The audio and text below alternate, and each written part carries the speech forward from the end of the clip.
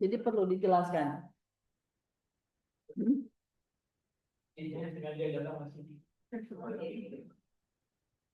Ya, tapi paling tidak kalau dijelaskan mendingan ya. Oke.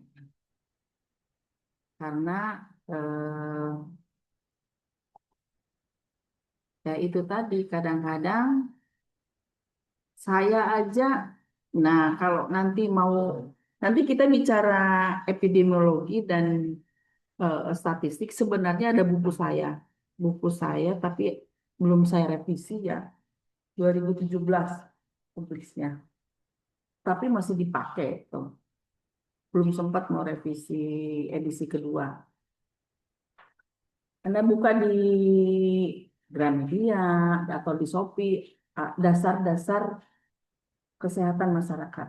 Di situ ada bicara tentang statistik, bicara epidemiologi, di situ ada. Boleh di apa ya harganya? 50.000 berapa gitu apa 60.000 berapa?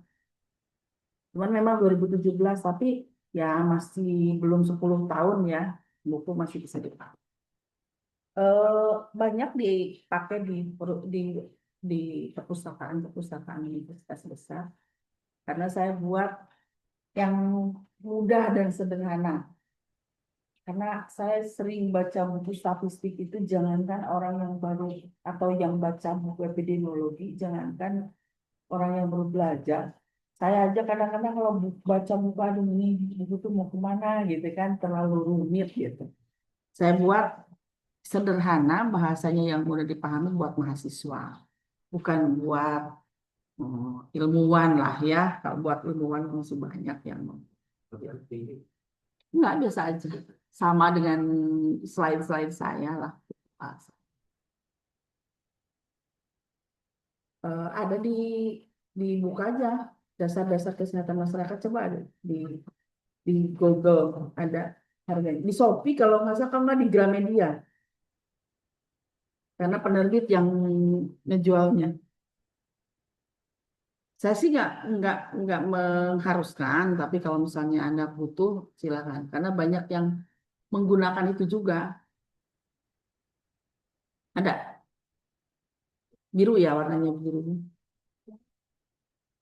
Nah, oh, buku saya satu dasar-dasar kesehatan.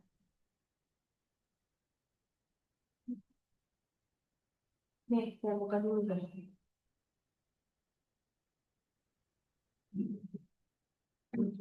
Ada nggak?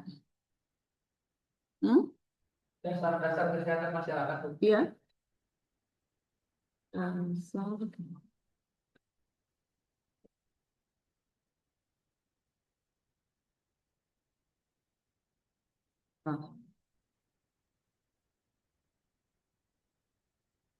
Hmm? Coba.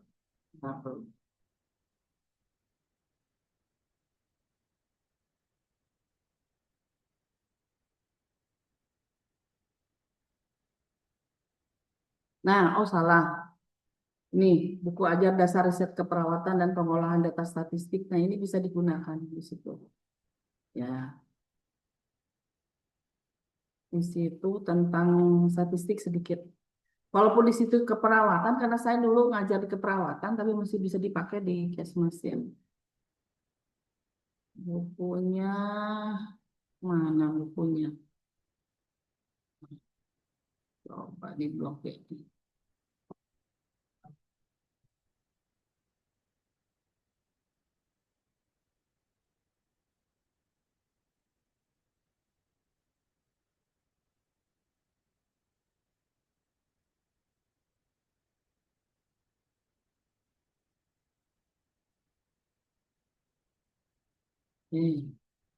Mau dia.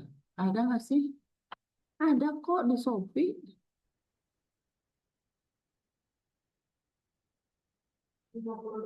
Nah, hijau pokoknya tulisannya Iin yang menulisnya. Nggak ada ya?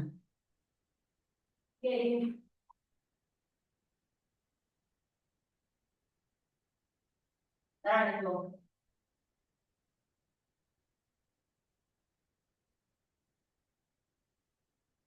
Tiba di ini aja di situ tuh tentang tadi yang kita bicarakan ada desain penelitiannya ada di situ. Metode penelitian ada di situ. Shopee ya? Ya lumayan lah.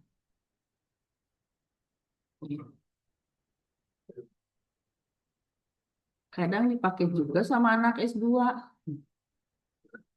Padahal saya mah buat yang pemula aja, D3 apa S1 gitu. Baik, saya masuk ke eksperimen. Apa sih eksperimen?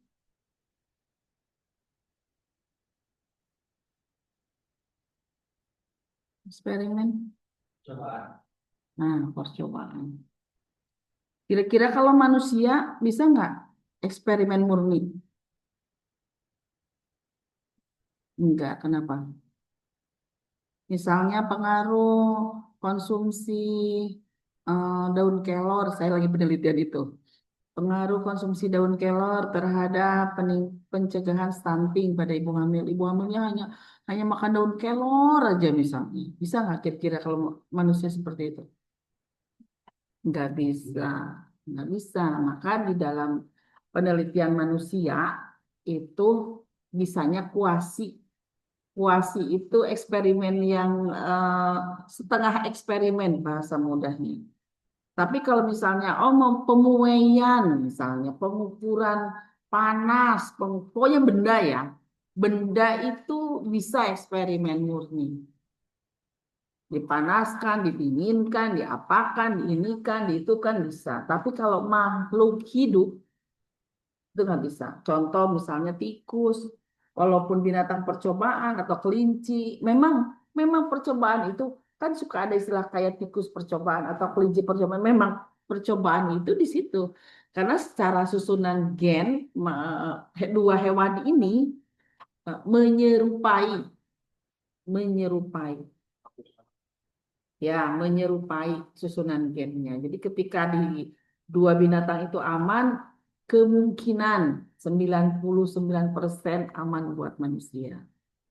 Seperti itu. Dan eh, apa ya? Mungkin usaha untuk apa namanya mengendalikan mereka tidak terlalu besar. Kalau kita misalnya contohnya atau sampelnya adalah monyet kan sudah susah ya. Mereka itu lebih apa ya lebih susah dikendalikan dibandingkan dengan tikus ataupun kelinci. Ya. Tapi kalau misalnya percobaan tentang tulang itu nggak bisa di mereka karena di mereka nggak punya tulang panjang, nggak punya tulang panjang. Ya. Sementara kalau monyet dan lain sebagainya itu kan dilindungi oleh negara karena termasuk binatang yang cukup langka ya.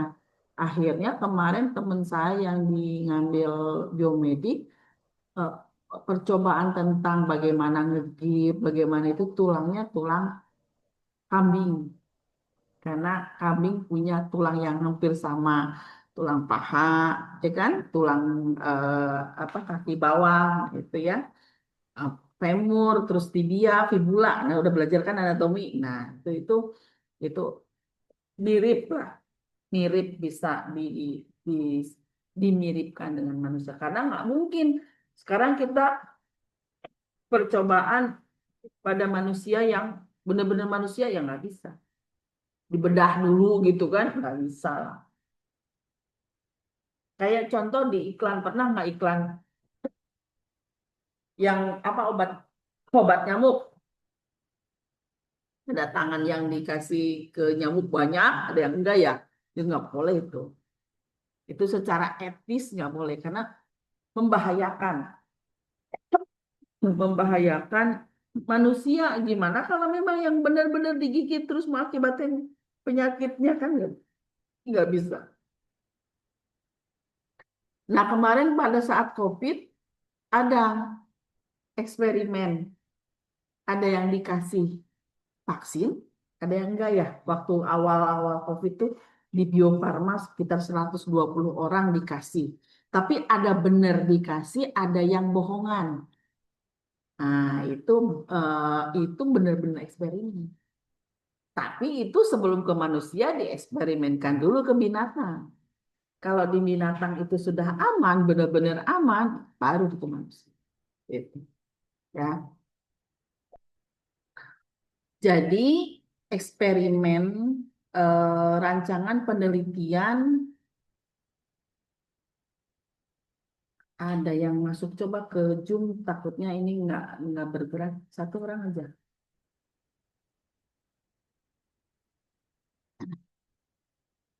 Jadi rancangan penelitian eksperimen adalah rancangan sebab akibat. Itu udah di slide rancangan eksperimental nggak? Sama nggak dengan di sini?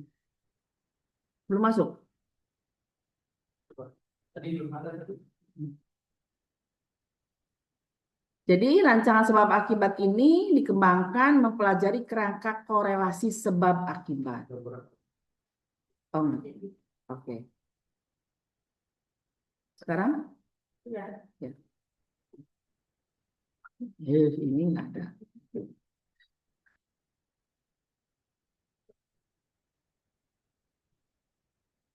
Oke ya. Nggak usah di slideshow ya. Baik. Jadi kan semua dari mulai cross seksional, kasus kontrol, kohort, eksperimen tetap ada melihat sebab akibat. Sebabnya adalah resiko, akibatnya adalah ya dampaknya. Hanya ini ada perlakuan. Apa bedanya dengan yang tiga tadi? Kalau yang tidak tiga tadi, diobservasi nggak dilakukan. Misalnya gini, kohort. Kan nggak disuruh merokok. Enggak. Ya kita observasi yang merokok aja. Mereka kesadaran sendiri, oh kelompok yang merokok. Berarti kita perhatikan kelompok yang merokok. Oh kelompok yang tidak merokok. Berarti kita perhatikan observasi kelompok yang tidak merokok itu kohort. Kalau kasus kontrol ada yang kanker paru-paru, ada yang tidak kanker paru-paru, ditanya. Yang kanker ada yang merokok enggak? Yang kanker ada yang tidak merokok enggak? Ditanya. Kemudian begitupun yang tidak kanker sama. Kalau cross seksional saat itu sakit, saat itu ditanya apakah sekarang masih merokok, apakah sekarang tidak merokok kan begitu? Nah, kalau yang eksperimen sengaja diberikan perlakuan. Nah, maka kalau kalau kalau kalau resikonya rokok kan nggak mungkin suruh ngerokok, nggak boleh ya. Secara etik itu nggak boleh. Tapi kalau misalnya pemberian obat, nah, yang satu dikasih mana sih kita ingin tahu efektivitas misalnya untuk apa meningkatkan berat badan atau misalnya untuk mencegah eh, apa namanya anemia. Nah, anemia, tahu anemia? Kurang HB, bukan kurang darah. Awas ya kamu. Kalau orang kesehatan harus bilangnya kurang, bukan kurang darah, HB-nya kurang. Kalau tensinya rendah, tekanan darahnya kurang, bukan kurang darah. Sama-sama kurang darah kan? Nah, gitu. Jadi misalnya orang diberikan konsumsi apa, daun kelor sehari 100 gram misalnya. Yang satu tidak diberikan, terus diberikan. Nah, itu adalah perlakuan. Setelah diberikan perlakuan sekian lama, maka diobservasi berat badannya. Sorry, HB-nya dilihat, HB-nya diobservasi. Ya nggak mungkin tiap hari kan? Kan kalau makan tuh harus waktu proses dulu, ya kan? Nah, misalnya seminggu sekali atau sebulan sekali diperiksa, seminggu berturut-turut atau misalnya seminggu 3 kali makan, kemudian diobservasi terus begitu. Sampai ketemu bahwa, oh, selama sekian ada perubahan. Itu namanya eksperimen, ada perlakuan. Misalnya ada pasien dengan stroke. Stroke tahu? Yang tidak bisa bergerak ya, lemah ya. Stroke sama-sama stroke. Yang satu sering di miring kiri, miring kanan. Yang satu enggak. Cepat mana nih luka di punggungnya? atau dekubitusnya. Nah, itu adalah perlakuan, tapi kan harusnya nggak boleh menyiksa orang untuk tahu sampai timbul penyakit, kan tetap harus dicegah gitu. Jadi ada hal-hal yang memang harus diperhatikan, jangan sampai mencelakakan orang atau merugikan orang karena penelitian kita. Jadi boleh di perlakuan, tapi perlakuannya sama-sama tidak merugikan. Maka desain eksperimen ada uji etik. Nah, nanti ada belajar di penelitian tentang uji etik. Artinya secara etis penelitian ini boleh nggak dikerjakan untuk manusia, atau untuk hewan pun nanti tidak berperi kehewanan. Nggak boleh membuat sakit makhluk hidup kan? Nggak boleh. Walaupun hewan, ya kan dia makhluk hidup bisa merasakan sakit dan lain sebagainya. Ya, apalagi dia bisa menjerit, bisa berteriak. Pohon aja nggak boleh kita buat sakit mereka kan? Kalau bisa ya dipelihara dengan baik. Klasifikasi studi eksperimen, ada kuasi eksperimen tadi yang saya bilang, ya, randomized control trial, RCT, randomized community trial. Nanti kita bahas satu-satu. Perbedaan kuasi dan randomized adalah penggunaan randomisasi. Random itu apa sih? Acak. Acak kan? Random itu acak. Random itu semua bisa terpilih. Semua bisa melakukan. Itu randomize. Ya, jadi si kuasi itu tidak diacak. Hanya langsung aja ditentukan, ditunggu. Oh, kelompok yang ini, oh kelompok yang ini. Ada kelompok perlakuan si ini. Jadi langsung ditunjuk. Kayak kemarin, oh ada 120 orang yang diberikan vaksin. Nah, itu adalah kuasi. Tapi tetap yang dikasih vaksin itu kan nggak boleh kemana-mana atau apa namanya perilakunya sebenarnya setengah dibebaskan, tetapi tetap dipantau. Kapan timbul sakit lagi? Kapan timbul gejala apa lagi? Nah, itu tetap dipantau di dalam saat diberikan perlakuan.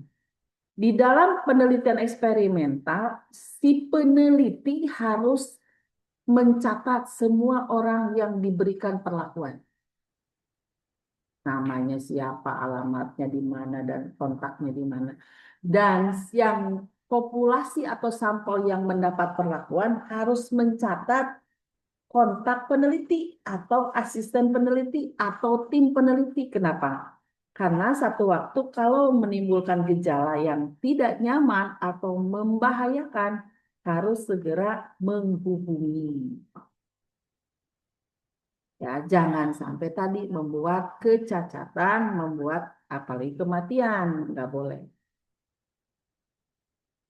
Gitu ya, benar yang kuasi. Nah, kalau yang randomized control trial adalah bentuk penelitian eksperimental menggunakan kelompok pembanding satu lebih bersifat kongruen atau pembanding. Untuk alokasi subjek dilakukan randomized. Jadi ada dua jenis. Ada paralel design dibandingkan beberapa kelompok, satu kelompok studi, kelompok lain kelompok pembanding. Ada crossover design. Nah, kita lihat gambarnya saja biar nggak pusing. Nah, ini. Jadi rata-rata uji eksperimen ini adalah uji klinis. Artinya harus ada hasil pemeriksaan klinis. Orang Kesmas bisa melakukan, bisa. Tapi bekerja sama dengan laboratorium. Sehingga harus tahu apa yang dimaksud dengan apa namanya nilai normal. Misalnya gula darah normalnya berapa, harus tahu kan. Nanti belajar di penyakit tidak menular.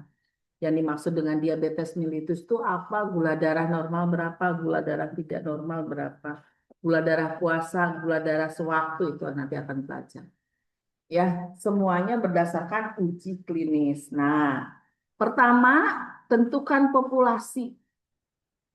Pada saat menentukan populasi ditentukan inklusi dan eksklusi. Apa inklusi? Nah, saya nggak nyatet di slide. Silakan Anda boleh cari atau boleh catat. Sekarang cari dulu. Apa itu inklusi dan apa itu eksklusi? Ayo.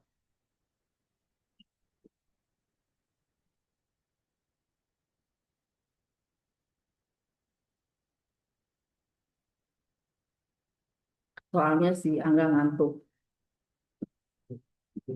Hmm? Habis kerja. Sedikit malah banyak kadang. Nah, main game. Nah, inklusi adalah syarat karakteristik yang dijual oleh sebagai Hmm. agar bisa ikut dalam penelitian. Hmm.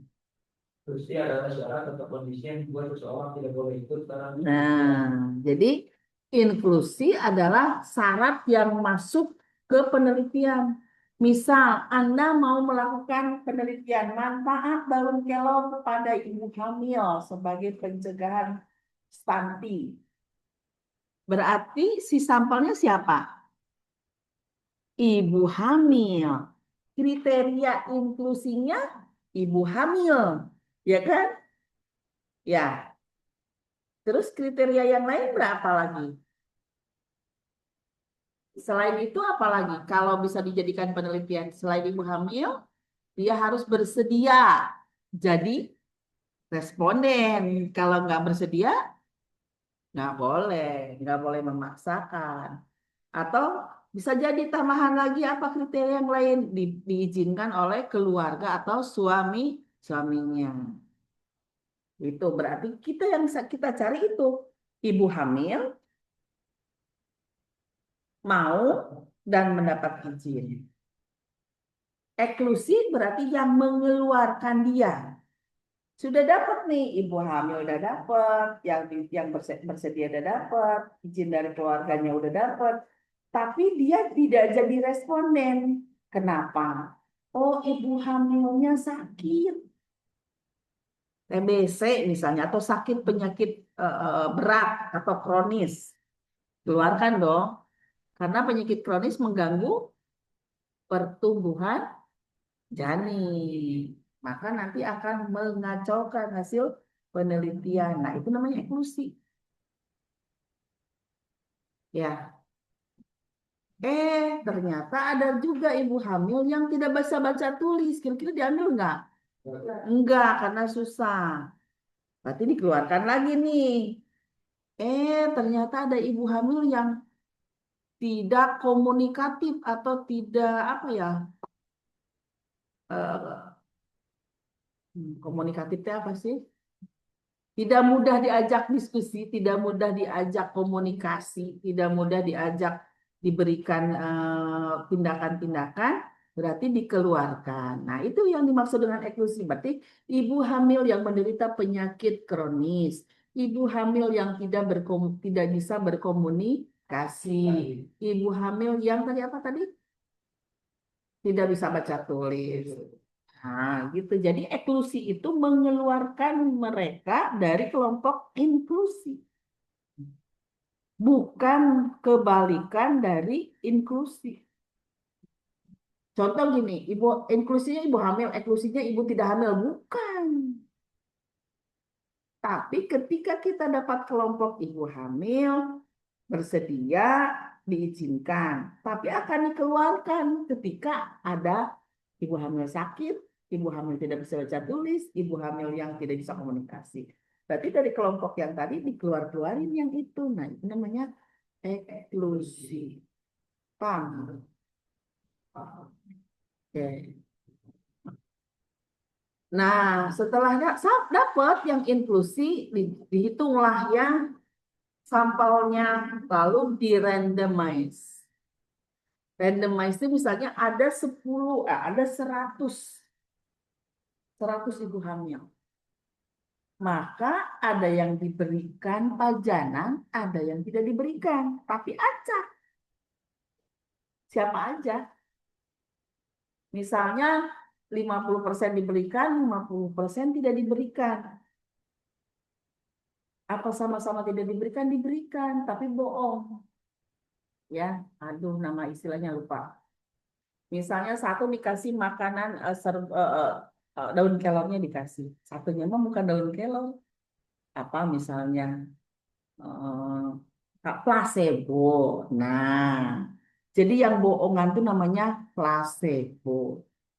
Kalau obat, contohnya kasih kapsul, sama-sama dikasih kapsul, tapi yang satunya kosong. Sehingga orang menganggap, oh saya sama dapatnya. Karena ketika orang menganggap saya nggak dapat, jadi sugesti dong. Nah, jadi kalau dalam bentuk teh, daun kelornya dalam bentuk teh, sama-sama dikasih, tapi tehnya yang satunya kosong. Gitu. Itu namanya tadi diberikan pajanan, tidak diberikan pajanan. Lalu dilihat menurut teori misalnya akan terlihat menurut teori akan terlihat 3 bulan kemudian misalnya atau 1 bulan kemudian. Nah, diobservasilah pada saat-saat. Maka akan terlihat seberapa banyak yang positif, seberapa banyak yang negatif dari dua kelompok tersebut. Tuh, namanya paralel design lanjut. Ya, oke. Paham nggak sampai situ? Jadi ketika di randomize itu ketika diberikan, jangan ini diberi tidak, jangan asal aja. Ya, ada yang, ya, ada yang. Asal aja. Yang tak, yang tahu isi dan enggaknya peneliti, peneliti. Kita dapat beliin itu orang. Nah, beliin orang yang kasih dulu. Iya, betul. Ketika yang dikasih placebo dicatat, ketika dikasih obat benar dicatat. Jadi kita tahu si ini placebo, si ini bukan, si ini placebo, si ini benar. Ya begitu. Kalau Random, tapi dicatat tetap. Jadi ketika diobservasi, kita tahu, oh iya ini dikasih obat nih, oh iya ini nggak dikasih obat. Jadi gejalanya akan diobservasi. Paham ya? Sampai situ ada pertanyaan. Oh. Nah, ini crossover design. Tadi kan saya udah ngomong di sini crossover design daripada ngomongin kata-kata pusing ya. Ini aja. Crossover design biar kelihatan.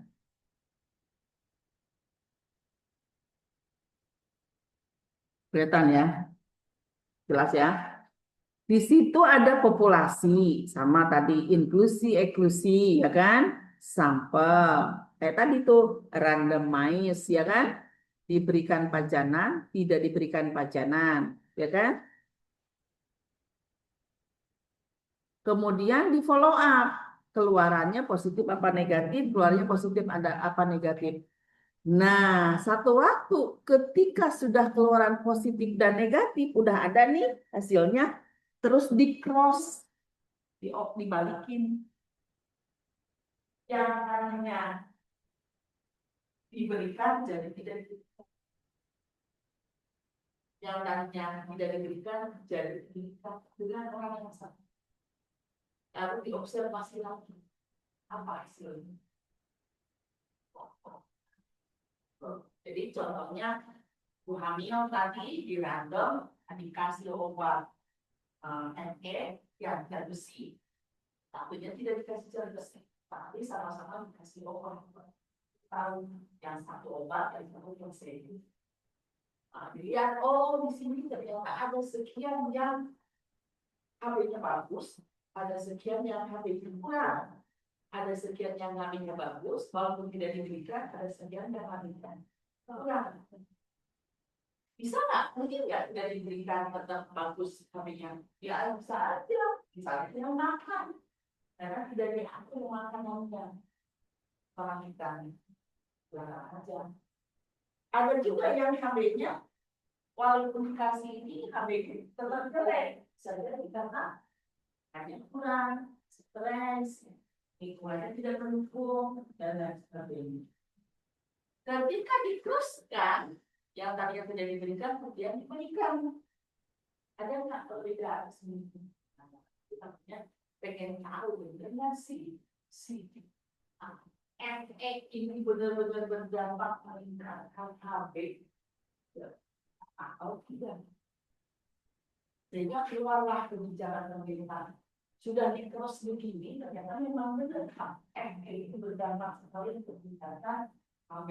Ya, kan dibuat satu program pemerintah wajib diberikan 90 tablet dalam selama kehamilan. Minimal 90 tablet dari 3 bulan pertama minimal. Yang sejati itu juga yang mengakibatkan perbedaan. Ya, so, terbayang ya apa yang diharapkan dari penelitian ini. Jadi kalau yang tadi mah 1 kali jalan, kalau yang ini 2 kali jalan kan, untuk melihat seberapa besar efektivitas dari obat tersebut atau dari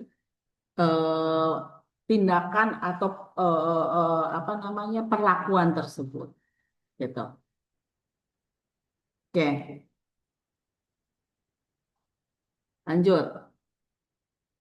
Nah, randomisasi adalah penempatan subjek ke dalam kelompok studi, yaitu kelompok intervensi atau kelompok pembanding. Dilakukan secara acak sehingga masing-masing subjek punya kesempatan yang sama. Selain itu, randomisasi dilakukan untuk menghindari bias seleksi tadi, yang tadi saya jelaskan, supaya tidak salah persepsi, supaya tidak mempengaruhi perasaan si responden dan seterusnya. Jadi ini yang paling bagus di penelitian eksperimen, yaitu dengan menggunakan randomisasi tadi. Ya, menggunakan random tuh bisa aja pakai tabel, bisa aja diundi, dikocok kayak arisan gitu. Nah, nanti nama-nama sampelnya, habis itu diucap mana yang keluar. Oh, si ini, si ini, si ini, si ini. Atau bebas aja, datang kasih aja, selang-seling misalnya, atau tiap 2, atau tiap 3 diganti gitu. Ya, ini kalau pakai tabel acak. Nih. Atau pakai blok permutasi. Nah, ini saya belum bahaskan tentang blok permutasi, nanti ada di statistik. Jadi intinya kalau saya jelaskan, random itu bisa menggunakan tabel. Nah kan, misalnya nih, peneliti membandingkan efek obat hipertensi amlodipin dengan nifedipin. Peneliti mulai menggunakan tabel, misalnya intervensi amlodipin A jika muncul angka 0 sampai 4. Misalnya 0, 1, 2, 3, 4 itu A. 5 sampai 9 N. Oh, 10, 11, 12, 13, 14 A.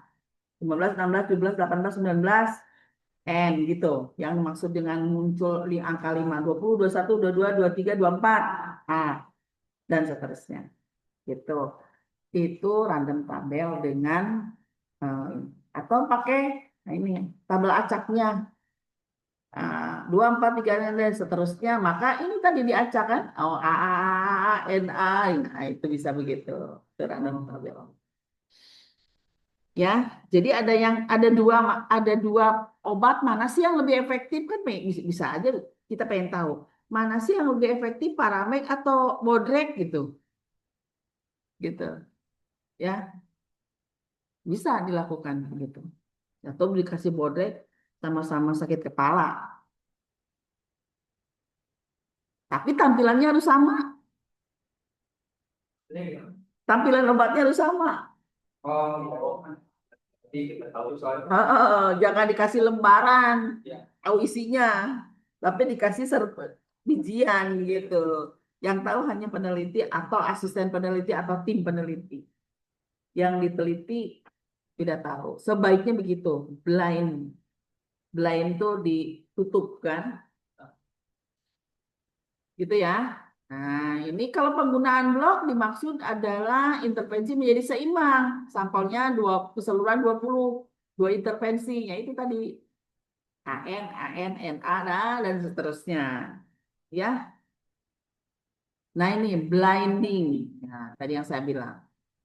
Penyamaran. Bertujuan mengeliminir sebagian besar bias sistematik yang terjadi pada suatu RCT. Blinding lazim digunakan ya pada klinik trial. Adanya single blinding, double blinding, triple blinding. Single blinding apa? Single blinding itu hanya respondennya yang di blinding, yang disamarkan. Dia nggak tahu sedang mendapatkan apa. Yang peneliti tahu. Kalau double blinding, responden nggak tahu, peneliti juga nggak tahu. Nggak tahu. Ini yang mana yang obat, yang mana yang placebo. Ya. Terus triple blinding, responden nggak tahu, peneliti nggak tahu, pengolah data nggak tahu. Itu lebih bagus. Sehingga ketika dicek, akan dicek darahnya, dicek klinisnya. Kalau tadi tekanan darah ya, kan tadi hipertensi, amlodipin apa nifedipin gitu kan, berarti tensinya diukur.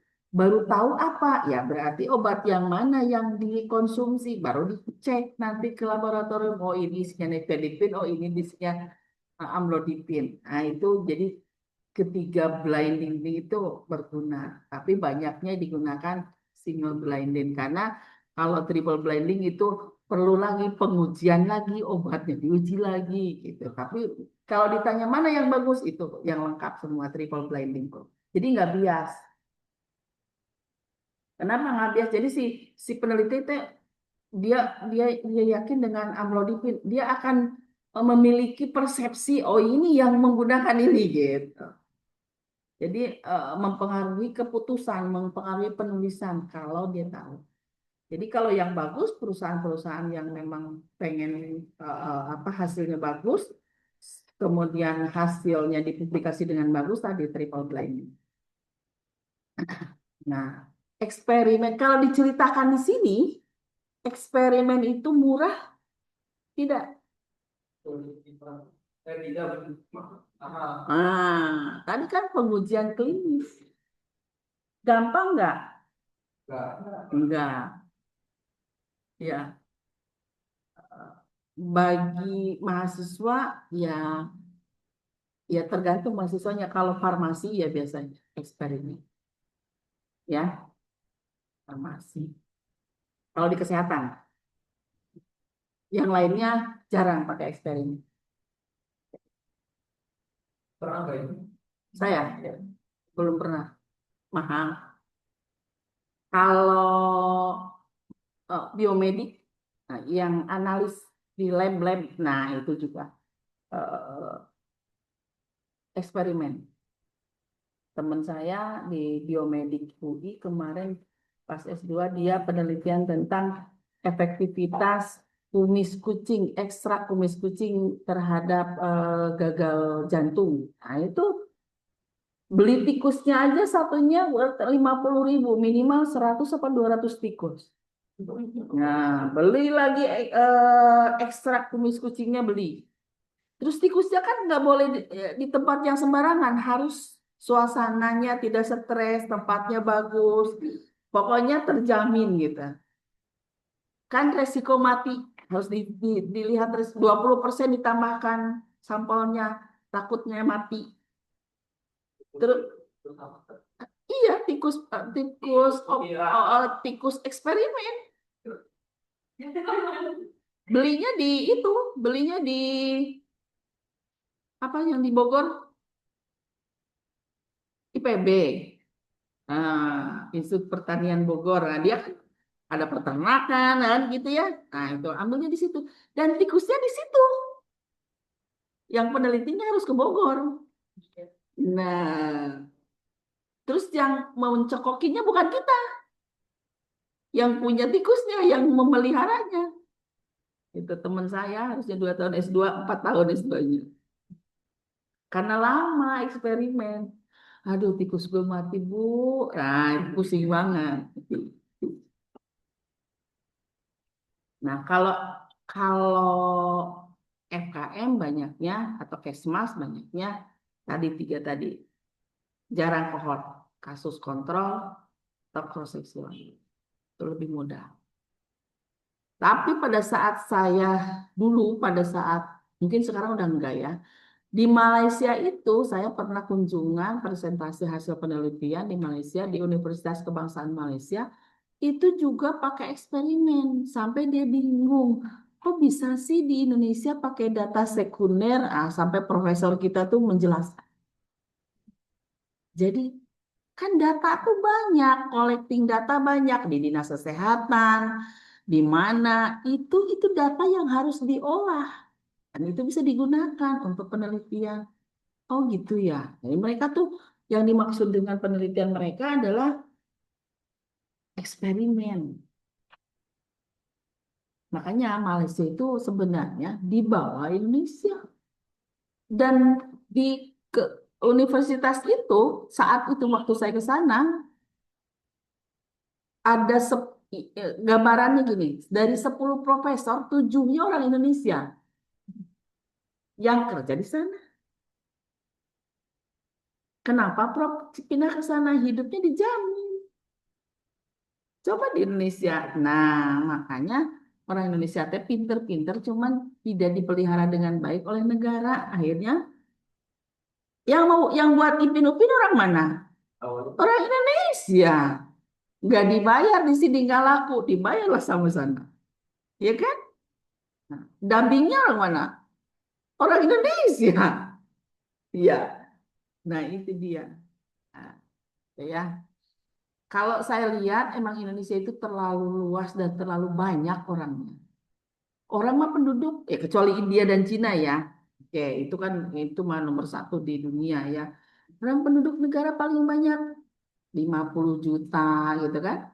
100 juta, ya nggak sampai 100 juta lah. 20 juta gitu. Lah, kita Jawa Barat aja udah 50 juta. Iran aja cuma 39 juta. Negaranya luas loh Iran tuh. Nggak sampai 50 juta. Jawa Barat tuh 50 juta. Jawa Barat aja. Bayangin aja. Ya, maka ya mulailah menyebar. Jadi orang Indonesia tuh sekarang seperti orang Cina, orang India. Nah, pada pergi karena di negaranya memang agak lumayan sulit ya. Begitu. Oke, nah itu tentang penelitiannya. Penelitian menentukan sampelnya bisa begini nih.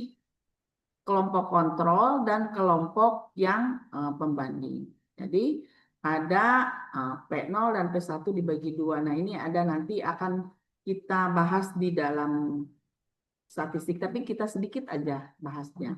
Jadi ada proporsi, berarti kemarin kita sudah bahas proporsi, rate, proporsi itu persentase ya. Nah, kemudian power of the test-nya, derajat kemaknaannya alfa, betanya. Tuh, maka ini rumusnya untuk menghitung jumlah sampelnya.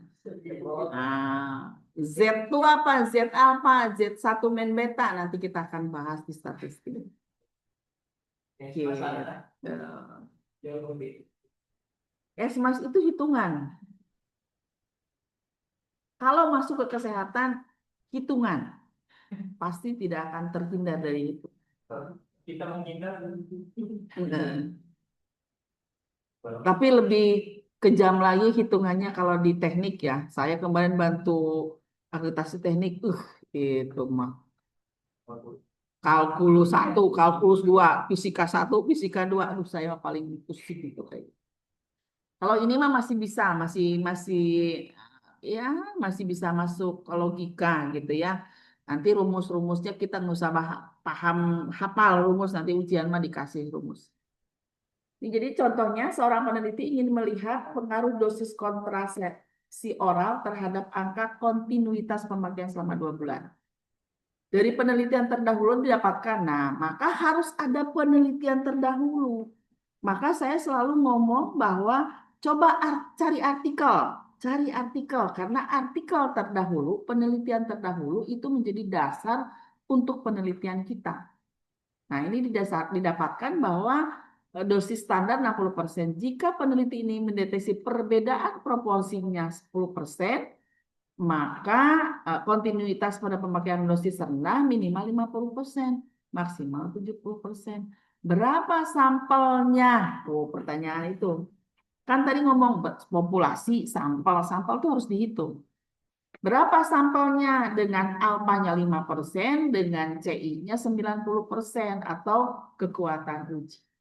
Maka dimasukkan ke dalam rumus. P0-nya tadi, P0-nya 60% kan? Ini artikel terdahulu. Ya kan? P1-nya mana ini? 50%. Ya. P-nya berapa? Berarti P0 dikurangi P1. Rumusnya begitu kan tadi?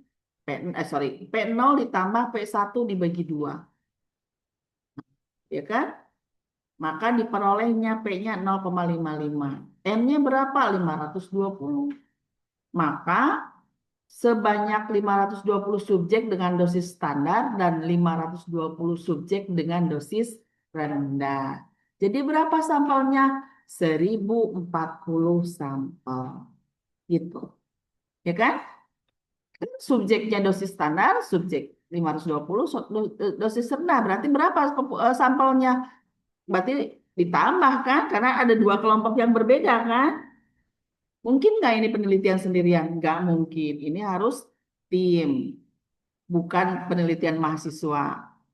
Kalaupun penelitian mahasiswa, ya S3 lah ya. Gitu. Makanya salah satu, saya tuh sekolah tuh nggak pengen sekolah tuh gara-gara apa? Tugas akhirnya itu aja. Untuk mengakhirinya itu yang luar biasa. Ya, sekolahnya mah udah gampang, aku tinggal duduk dengerin gitu kan. Ya ujian tinggal ikutin gitu kan. Nah, itu kalau di S3 udah harus luas dan dalam. Tapi ya kalau ada kesempatan mau aja. Makanya saya ke anak saya lulus S1 kerja setahun lanjut lagi S2. Lanjut lagi kalau mau. Jangan lama. Kalau zaman saya dulu ketika minta dana ke orang tua tambahan paling enggak backup gitu ya. Hah, sekolah aja. Waktunya nyari duit, jangan buang duit. Itu konsep zaman dulu. Jadi saya mau kuliah S1, nggak dikasih biaya lagi. Dari D3 aja kuliah, D3 aja. Habis itu kerja, ngumpulin duit, baru. Kerja, ngumpulin duit, baru gitu. Itu. Giliran sekarang kan udah mentok nih. S2 masih dapat beasiswa, nah sekarang udah mentok. Makanya mumpung kalau masih muda itu jangan santai-santai. Karena tenagamu masih banyak, badanmu masih kuat, otakmu masih cerdas, gitu kan? Jadi apa ya? Jangan sampai menyesal setelah tua. Duh, nggak benar, nggak bisa dimundurin. Ada teman saya dulu D3-nya memang dari kuliah tuh santai, super santai. Orang lulus dia enggak, orang sidang dia enggak, orang 3 tahun dia 4 tahun, santai.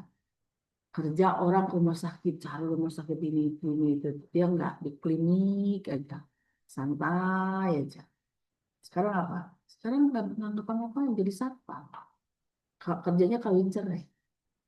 Terus sekarang ke semua orang teman-teman yang sudah sukses menceritakan kesusahan hidupnya. Lah, emang orang sukses sekarang orang memandang saya sukses. Apa hasil tidurnya? Apa hasil leyeh-leyeh? Enggak, semuanya hasil. Ah, gitu. Jadi jangan bapakmu sekarang pada sukses, ibumu bisa menyekolahkan kalian, memang hasil leyeh-leyeh. Enggak kan? Tahu kan? Ibumu bagaimana, bapakmu bagaimana, supaya kamu begitu, begini sekarang. Ya, jadi jangan, saya dulu gini, bapak saya nggak sekolah cuma bisa baca tulis, anaknya jadi S2 semua. Masa saya nggak bisa nyekolahin lebih bagus lagi? Ya kan? Nah gitu. Oke, balik ke sini. Diterima kasih. Nah, jadi itu bedanya dengan, nah di dalam penelitian tadi yang tiga cross seksional, kasus kontrol dan kohort tidak ada yang namanya blinding, nggak ada, karena dia observasi sifatnya dan si pasien atau si responden dikasih tahu bahwa dan dia harus dinyatakan bersedia menjadi sama sebenarnya di eksperimen juga harus bersedia. Cuman kan tadi ada yang dikasih dan blinding di situ ada pemberian obatnya. Bukan dia tidak tahu sebagai responden untuk penelitian, bukan. Tapi pemberian perlakuannya di blindingnya. Ada pertanyaan? Paham? Oke, sekarang tugas dulu. Buka, cari contoh artikel hasil penelitian eksperimen. Silakan.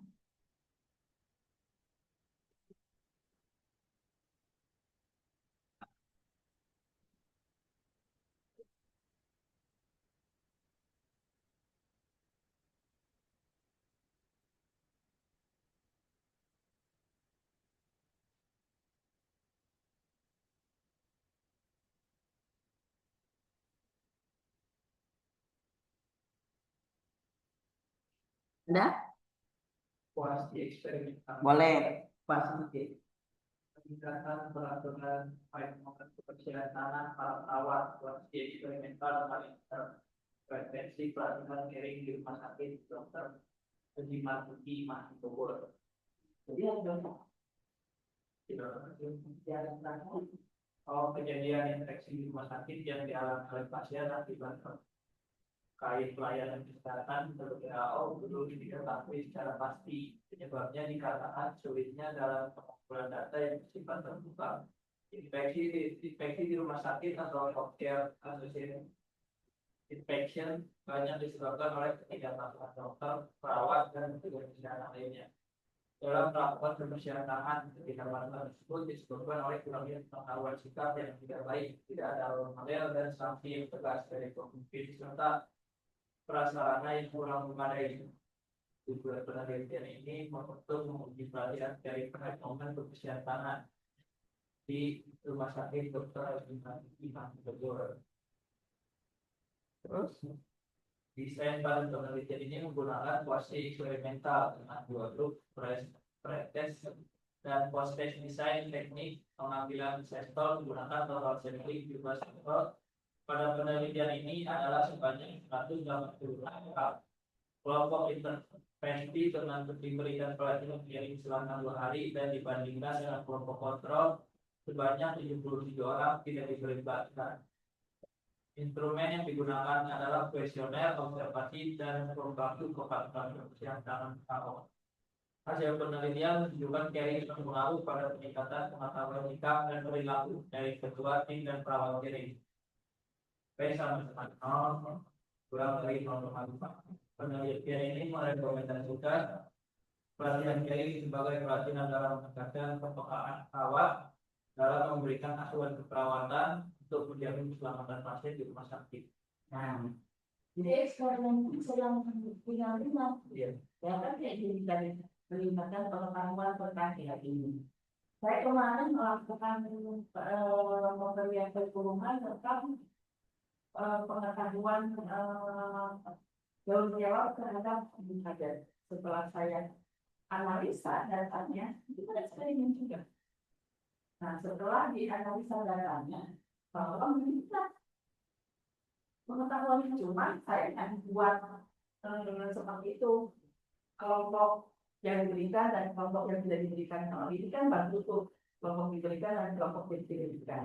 Artinya dia bisa benar-benar dibandingkan seberapa besar caring ini yang dilakukan oleh kelompok yang dilakukan pemberian pelatihan dan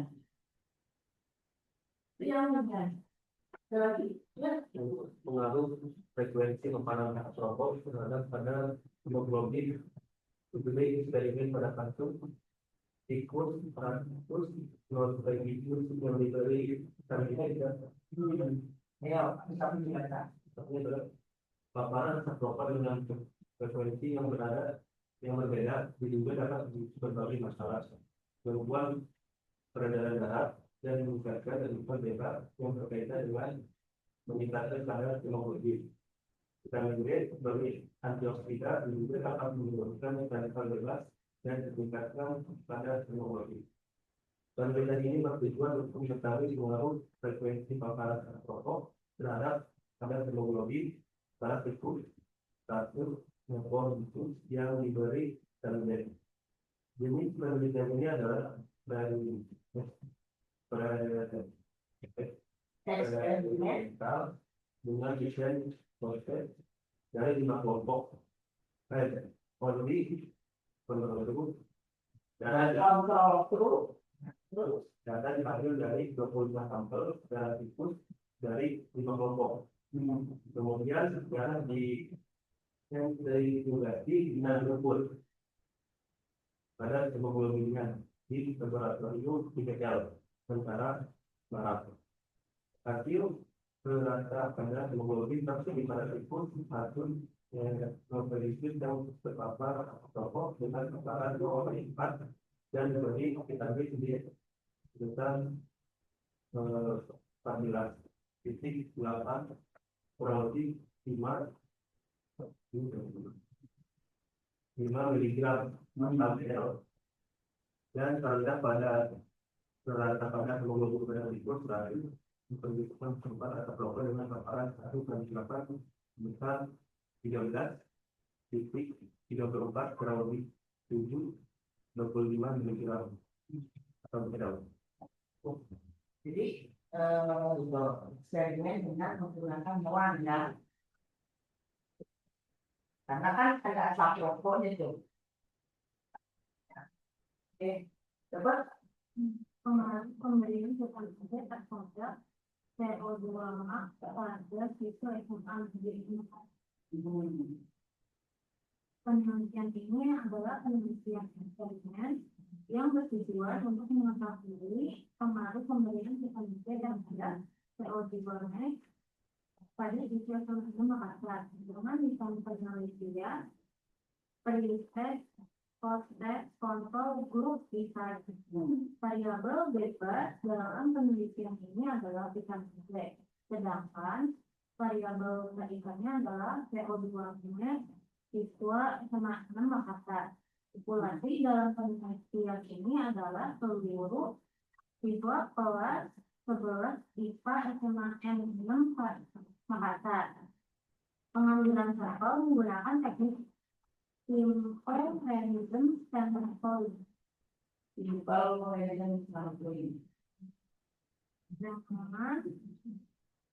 Dengan sampel berjumlah 14 orang adalah siswa kelas 11 IPA 6 sebagai kelompok eksperimen dan kelompok kontrol.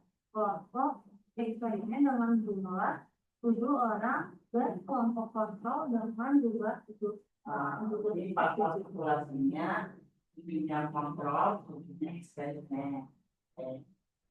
Terus hasilnya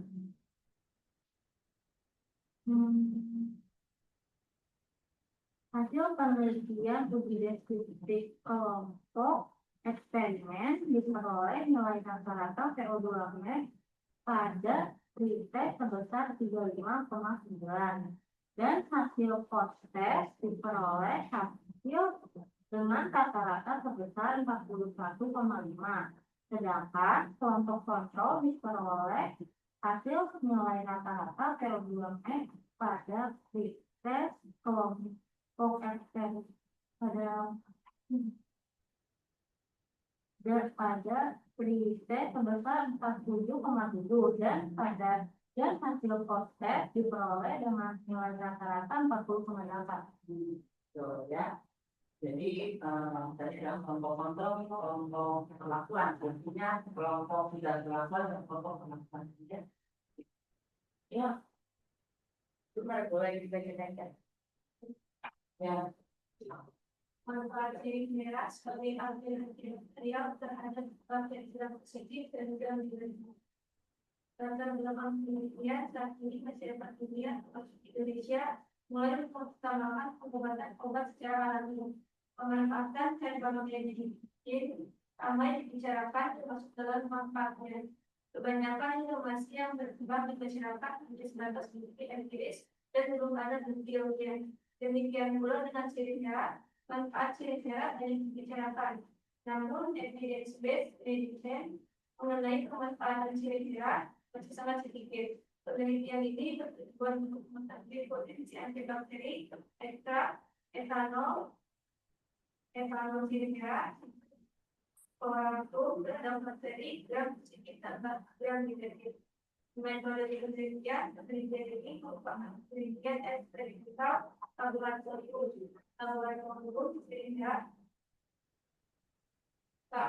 tapi terus ABCD metodologi dilakukan secara induksi berupa pengecekan serial hasil dianalisis secara detail dan melihat pada empat minimum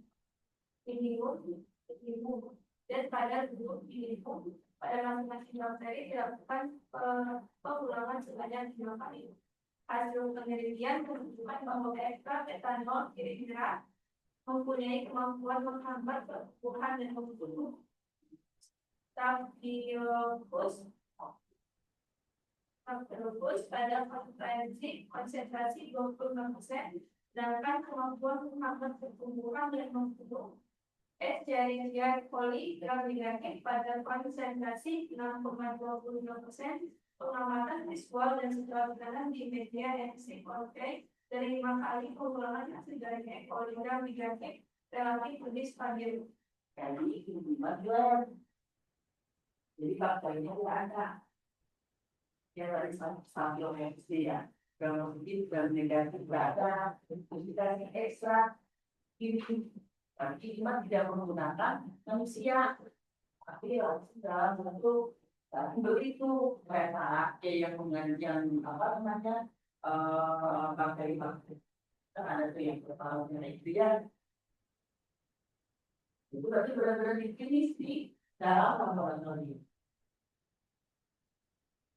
Kamu?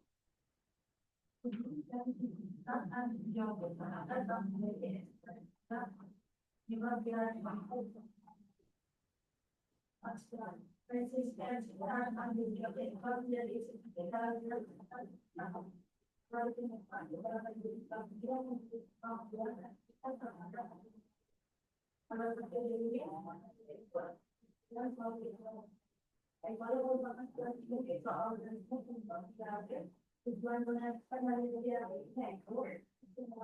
insiden terhadap kemudian pertama yang ini merupakan juga dari tempat penelitian ini dilaksanakan di laboratorium biologi dan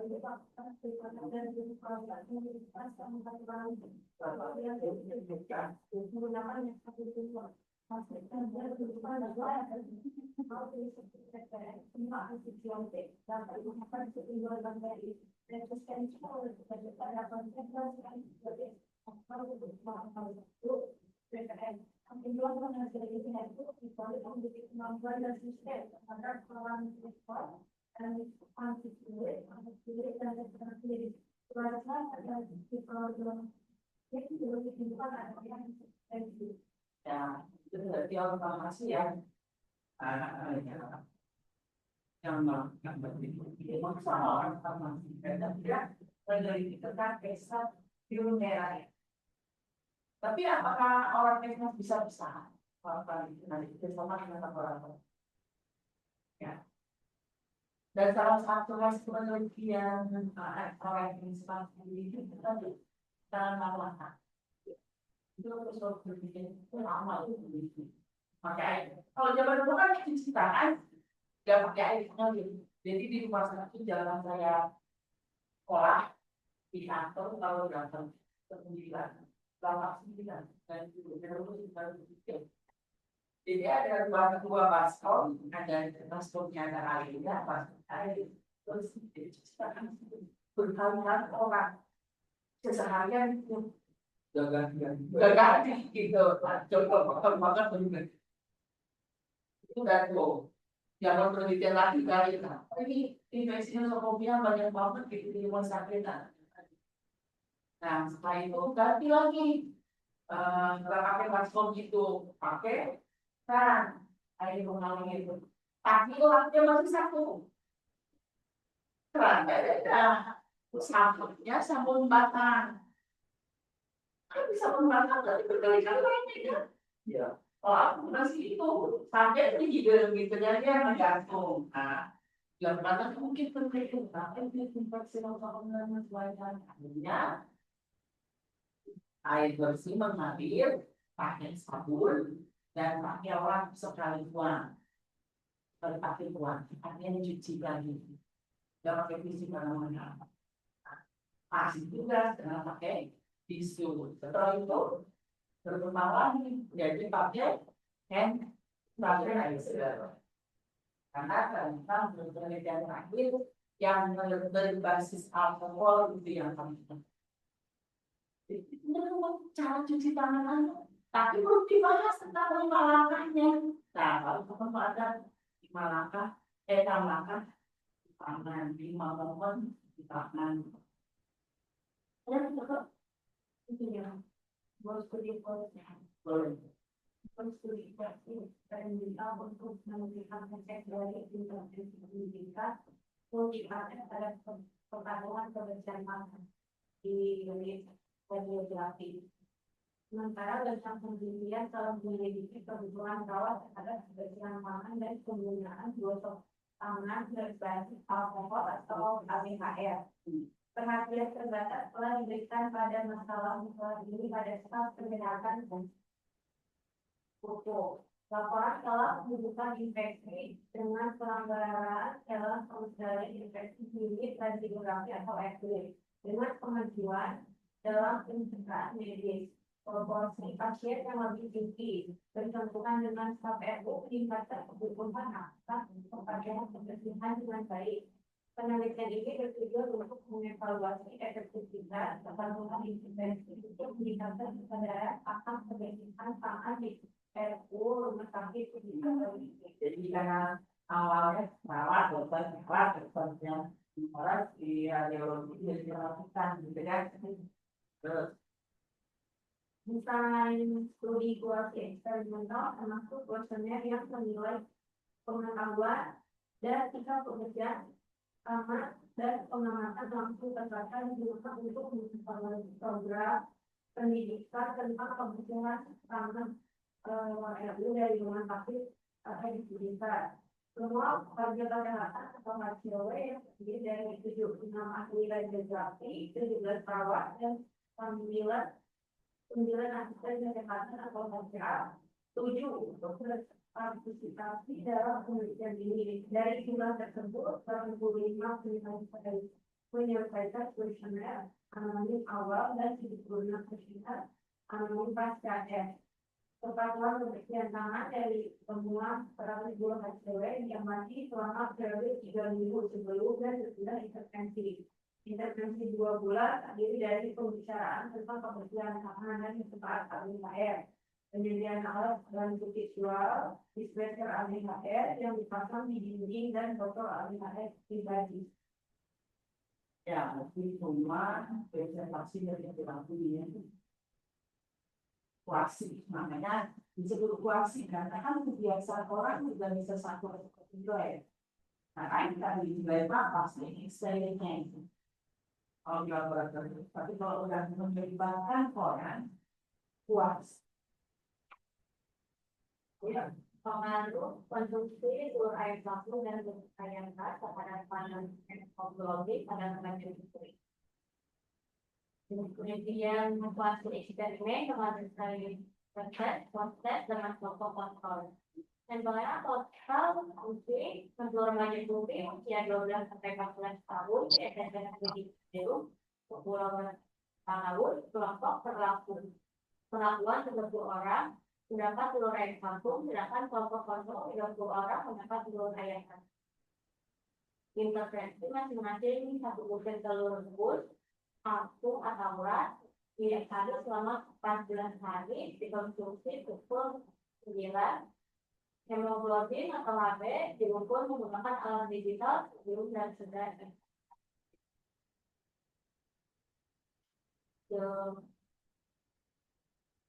Penelitian untuk telur ayam kampung sebelum interferensi pretest antara kadar hemoglobinnya 10,90 B per dl, sudah interferensi post-test dengan kadar hemoglobinnya 13,30 B per dl.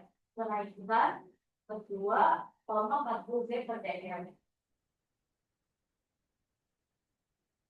Yang kedua, kelompok telur ayam ras sebelum interferensi pretest antara kadar hemoglobinnya 5 G per dl plus 0,5 G per dl sudah interferensi post-test rata-rata kadar hemoglobin 13,5 G per dl meningkat 1,95 G per dl. Kemudian penurunan jumlah remaja yang anemia, telur ayam kampung anemia turun dari 12% menjadi 13%, telur ayam ras anemia turun dari 10% menuju 13%.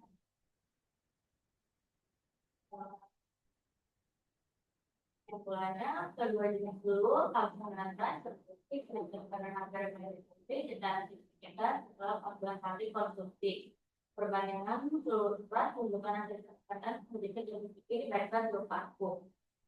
Namun perbedaan ini tidak diidentifikasikan tentang efektivitas gizi telur, kandungan gizi bersih, dan protein berkualitas, vitamin seperti B12 dan B16 dan telur mampu mendukung intensif hemoglobin dan perbaikan status gizi, terutama manfaat bagi remaja usia yang rentan mengalami anemia defisiensi gizi. Ya. Jadi kalau kita simpulkan tadi bahwa kalau itu kan satu jalur aja tuh, tidak crossover ya. Tadi ada perlakuan aja, perlakuan tidak perlakuan itu hasilnya dilihat kan, bagaimana ada yang meningkat, ada yang menurunkan seperti itu. Jadi sesuai dengan skema yang tadi. Jarang sekali di crossover kan.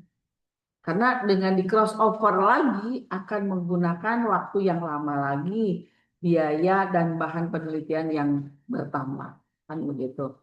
Nah, jadi penelitian ke eksperimen ini bisa dilakukan dengan judul-judul yang tidak terlalu berat, tidak terlalu banyak sampelnya, gitu ya. Tapi minimal sampel itu tadi berapa sampelmu? 7 ya. Nah, masih bisa, gitu. Jadi tidak terlalu banyak boleh. Tapi kalau sudah tadi kasus kontrol, kohort, cross seksional itu harus banyak.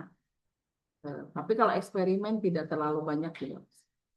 Tapi ya tidak terlalu sedikit juga kan gitu karena tidak bisa menganalisa. Jadi seperti itu. Dan kuasi eksperimen yang melibatkan langsung manusia itu pasti kuasi. Kayak tadi contoh makan telur. Kan tiap jam 10 satu kali kan nggak tahu di rumahnya makan apa. Kalau makan ikan, yang satu makan saingan, yang satu makan ikan, yang satu makan apa. Nah, kan kita nggak bisa mengontrol, nggak boleh. Kamu makannya harus begini ya nggak bisa kayak gitu. Atau kamu tidurnya jam segini ya nggak bisa juga. Ya, itu dari penjelasan tentang kuasi tentang eksperimen. Saya kira cukup. Tinggal apa namanya? Persiapan UAS. Yang udah dibahas lah. Habis UTS apa yang dibahas? Iya, cross ya. Nah, cross sectionnya pokoknya setelah UTS saja. Di combine nanti ada PG dan ada esai. Sebenarnya esai itu membantu kalau Anda menulisnya dengan baik, menjawabnya dengan baik. Ya, kalau misalnya tidak belajar, tidak paham kata kuncinya itu juga Karena saya kasih agak bobot agak banyak di esai. Maksudnya dengan membantu. Kalau kalau PG kan udah salah ya salah, gitu kan. Kalau udah benar ya benar. Gitu. Jadi belajar saja 2 minggu di minggu tenang bukan tenang benar. Tapi baca, baca, baca, belajar. Kemudian jangan lupa kewajiban administrasi keuangan diselesaikan, gitu kan, sebelum ujian karena masih ada 2 minggu lagi. Kemudian tugas-tugas diselesaikan. Kalau misalnya LMS saya belum buka lagi ya. Ntar saya mesti absensi nanti saya cek ulang gitu mana-mana yang bermasalah gitu ya. Saya pikir nanti saya komunikasi dengan dosen-dosen yang bersangkutan. Kemudian saya mau nanya, mata kuliah apa yang masih banyak hutang di tingkat 1 ini? Sudah selesai. Pak Wendy? Pak Wendy udah? Hari ini masih ada kuliah, Pak Wendy? Sekarang terakhir, Zoom. Nggak bisa datang Pak Wendy-nya.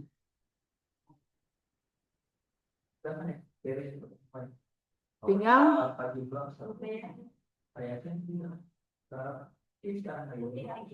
ya minggu ini. Ya, Jumat kan kosong ya? Iya. Kan dikosongkan ya, sama kalian dipindahkan kan digeserkan ya. Ya, karena Jumat ini kan juga libur merah. Ya, tahun baru Islam. Kamu harus tahu tahun baru Islam, jangan sampai nggak tahu. Itu ya. Sama ujiannya mirip yang kemarin, harus datang tetap. Kartu ujiannya di print dari LMS sendiri, kamu bawa. Jangan dilaminating. Ada yang dilaminating. Gimana mau tanda tangannya? Sekarang ini gitunya. Saking saking tertibnya gitu. Ada difotoin loh sama dosennya. Ini bagaimana tanda tangannya ya? Kan soalnya ya kan tergantung kamu maunya kertasnya agak bagus ya kamu pakai kertas Buffalo yang untuk jilidan gitu kan bisa itu. Ya, itu aja. Gimana kuliah dengan saya? Paham? Apa bikin pusing? Apa muter-muter ngomongnya? Yang muter-muter yang apa sih yang bikin pertama itu Pusing. baru anggaran dari IPS. Ini yang IPS banyak. IPS. Enggak apa-apa, jangan terlalu ini, jangan pasti banyak baca aja, banyak belajar, banyak baca, gitu. Saya pernah punya mahasiswa lulusan dari alumni dari perkantoran, malah dia jadi ranking 1, malah jangan jurusan IPA. Karena ada di perkantoran belajar kayak gituan, ya kan? Jadi ya itu orang IPS atau orang bahasa masuk ke kesehatan ya rada-rada kaget lah ya. Biasanya kan anak-anak IPA mau lebih biasa lah belajar begini nih, matematika dan sebagainya. Fisika, biologi ya. Terus banyak belajar. Baik itu aja. Terima kasih. Sampai ketemu di ujian. Assalamualaikum warahmatullahi wabarakatuh. Ini saya masih ngerekord.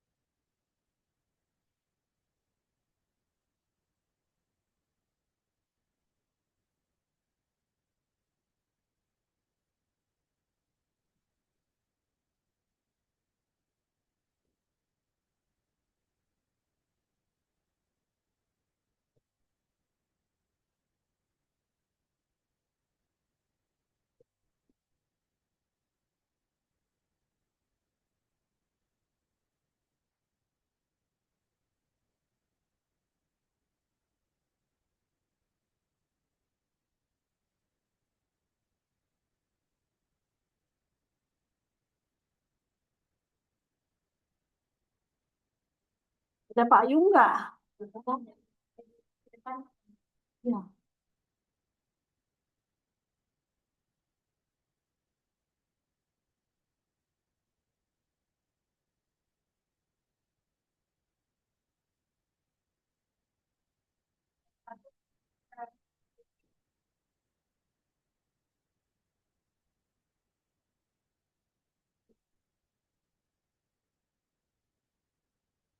Pak Ayung, aku cari kau. Aku belum ketemu berikutnya. Caranya panjang banget. Langsung terlempar ya. Iya, gimana? Aduh, ajarin dulu. Biar nggak bolak-balik nanya. Kalau udah selesai, lempar ya. Berarti Stop dulu. ini kan, Iya, bukan ini. bukan. Ini paus. Iya. Paus Frans. Iya. Nah, betul. Terus? Itu Bu Haji. Oh, Pak. Ya, nggak repot. Itu sebenarnya. Mohon ya, Pak.